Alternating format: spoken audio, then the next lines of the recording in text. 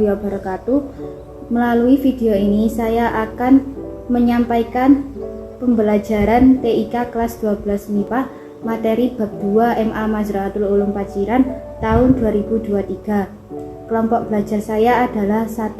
Fuadatul Ajunah, 2. Aniswatu Diana, 3. Nur Syafaatul Nisa, 4. Riha Belawati, 5. Nana Najwa Aisyah, 6. Nur Hikmawati, 7. Uyu Nur Muajijah. Etika teknologi informasi dalam undang-undang. Bidang pendidikan tidak terlepas dari pengaruh etika dalam penggunaan TIK. Peradaban informasi yang begitu pesat memerlukan sentuhan etika dan moral, karena penyalahgunaan teknologi informasi akan mengakibatkan kerugian yang besar, bahkan lebih besar dibandingkan kerugian materi. Etika yang berkaitan dengan teknologi informasi diatur di dalam undang-undang antara lain sebagai berikut. 1. UU ITE Undang-Undang Informasi dan Transaksi Elektronik yang disahkan dengan nomor 11 tahun 2008 tentang transaksi di internet dan etika penggunaan internet. 2. UU HAKI Undang-Undang Hak Cipta yang disahkan dengan nomor 19 tahun 2002 dan berlaku mulai tanggal 29 Juli 2003 tentang hak cipta.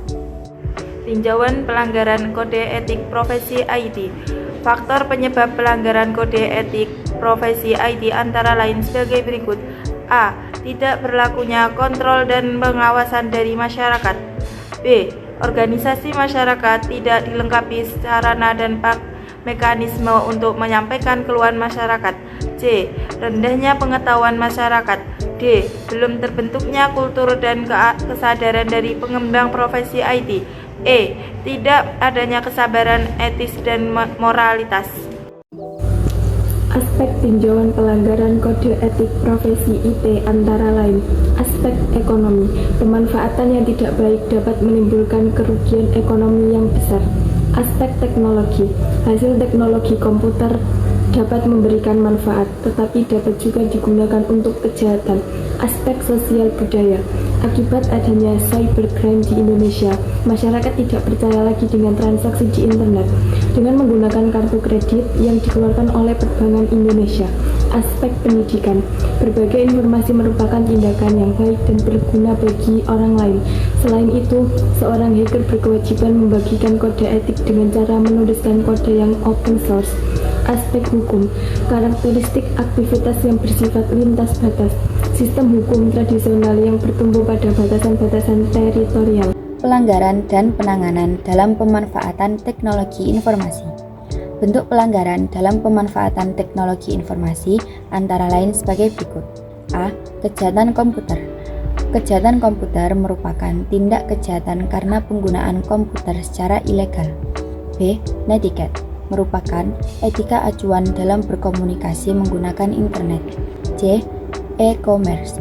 Penggunaan internet memengaruhi kondisi ekonomi dari perdagangan di dalam suatu negara. Namun, e-commerce menyebabkan permasalahan dalam hal perlindungan konsumen, permasalahan kontrak transaksi, dan lain-lain. D. Pelanggaran HAKI, hak atas kekayaan intelektual.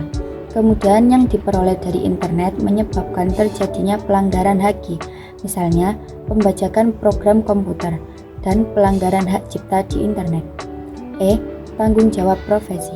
Pekerjaan yang memiliki interaksi paling tinggi dengan komputer diperlukan pemahaman secara mendalam mengenai etika komputer dan tanggung jawab profesi yang berlaku. Pemanfaatan kemampuan TIK. Kemajuan teknologi informasi dan komunikasi berpengaruh terhadap berbagai jenis pekerjaan, tetapi hal yang paling sering terpengaruh dapat dilihat dari penggunaan desain dan konten informasi. Kemajuan TIK berdampak terhadap keberadaan informasi dengan cepat dan mudah. Hasil dari teknologi informasi memiliki banyak manfaat dalam kehidupan sehari-hari. Yang pertama adalah dalam bidang pendidikan. Saat ini di dunia pendidikan terdapat teknologi baru yaitu e-learning yang digunakan sebagai metode pembelajaran dengan menggunakan koneksi internet. Yang kedua adalah dalam bidang ekonomi. Pemanfaatan TIK membantu proses komunikasi dalam bidang ekonomi. Antara lain adalah adanya SMS banking, internet banking, dan e-commerce. Yang ketiga adalah bidang industri. Peran teknologi informasi dalam bidang industri yaitu sebagai alat bantu untuk merancang suatu produk baru dengan cepat, mudah, dan tepat.